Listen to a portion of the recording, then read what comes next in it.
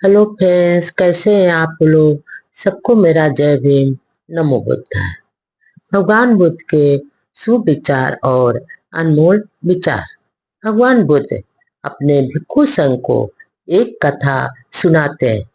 भगवान बुद्ध कहते हैं, हमेशा उत्तम पुरुषों की संगत करनी चाहिए। हमेशा उत्तम पुरुषों की संगत करने से मनुष्य का कल्याण होता है। भगवान बुद्ध फिर छन्न की कथा अपने भिक्षु संघ को सुनाते हैं। भगवान बुद्ध कहते हैं कि थेर छन्न राजकुमार सिद्धार्थ से उनके बचपन से ही परिचित था।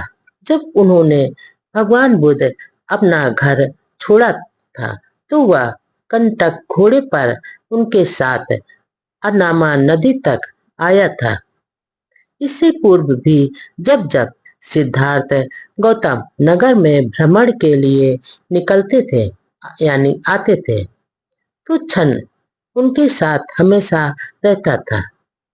जब राजकुमार ने बूढ़े आदमी को देखा तो छन्न से पूछा कि क्या सभी की यही नियत होती है, यानी सभी को यही दशा होती है। छन्न ने उन्हें सिद्धार्थ गौतम यानी भगवान बुद्ध को बताया कि सभी के साथ यही होगा। अगर व्यक्ति उतनी उम्र तक जीवित रह पाएगा तो एक दिन एक बीमार और मृत भी व्यक्ति को देखने के बाद भी सिद्धार्थ ने छन्न से ऐसे ही प्रश्न किए और उसने इसी प्रकार का उत्तर देकर भगवान बुद्ध यानी सिद्धार्थ गौतम को समझाया।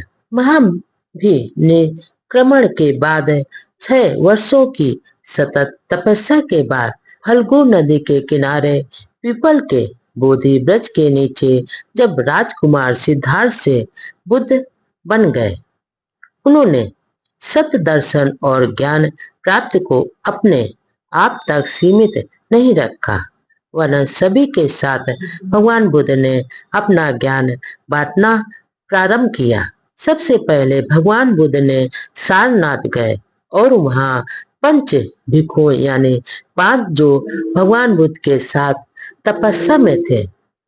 सबसे पहले भगवान बुद्ध ने उन 5 भिक्षुओं को प्रवचित किया। इसके बाद भगवान बुद्ध ने लोगों को उपदेश सुनने के तथा उनके धर्म और संघ में प्रवेश करने की होड़ लग गई। आगे भगवान बुद्ध के अनेक शिष्य बन गए जो साधना की ऊंचाइयों को छू गए, जैसे सारपुत्र और महामोगलान पुत्र, कश्यप पुत्र, आनंद आदि। ये बौद्ध भिक्षु बहुत आगे बढ़ गए और अपनी साधना के कारण वे बुद्ध की कृपा दृष्टि के पात्र हुए और उनके भगवान बुद्ध के नजदीकी भी। लेकिन छन्न यह सब देखकर जलता था। वह कहता था, जब शास्ता ने महाभिनिक्रमण यानी गृह त्याग किया था उस समय मैं अकेला उनके साथ था और तब से मैं ही उनके साथ रहा हूँ। आज जो नए नए भिक्षु आ गए हैं वो कहते हैं कि मैं मोगलान हूँ, मैं सारपुत्र हूँ आदि। ऐसा कहकर वह इन भिक्षुओं की निंदा किया करता था। तब तथागत भगवान बुद्ध को जब इस बात का पता चला तो भगवान बुद्ध ने छन्न को बुलाकर ऐसा करने से मना किया। उस समय तो वह चुप हो गया, पर बाद में फिर वह निंदा करनी शुरू कर दे। तब भगवान बुद्ध ने 3 बार छन्न को बुलाकर सलाह दी, पर छन्न सारपुत्र और मोगलान दोनों को ही तुम्हारे हितैषी हैं। ये दोनों ही पूजनीय पुरुष हैं। तुम्हें इनकी निंदा नहीं करनी चाहिए, वरन तुम्हें उनकी सेवा करनी चाहिए। पर छन्न ने इतना होने पर भी अपनी आदत नहीं छोड़ी।